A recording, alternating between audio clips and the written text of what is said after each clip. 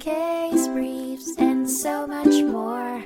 LSData's got what you're looking for.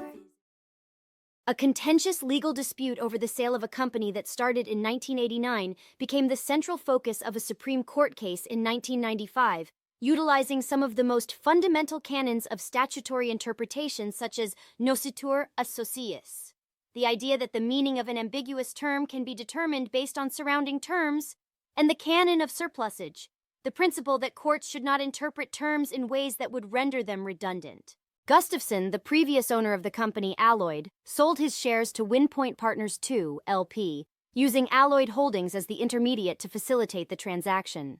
The deal crafted by Gustafson and his co-shareholders was set at $18,709,000 for the company's stock, with an additional $2,122,219 based on the anticipated increase in Alloyd's financial performance. However, soon after gaining ownership, WinPoint Partners unearthed that the revenue figures furnishing the valuation had been misrepresented. With this, WinPoint Partners sought to invoke their right to cancel the contract under the Section 12(2) provision of the Securities Act of 1933. This act permits buyers to rescind a securities acquisition contract in cases where there were significant inaccuracies or omissions in the prospectus. The ambiguous term at the heart of this case was the word prospectus, which had been left undefined in the Section 12(2) section of the 1933 Act.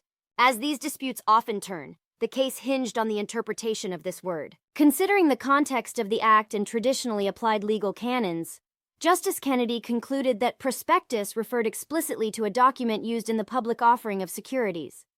Consequently, the court ruled that Alloyd's private sales contract couldn't be considered a prospectus, thereby barring WinPoint Partners from using Section 12(2) for contract rescission. This decision marked a significant interpretation of the Securities Act of 1933, reining in the breadth with which a prospectus can be conceived in private securities agreements. Case briefs, and so much more. LSData's got what you're looking for. Visit lsd.law, elevate your mind.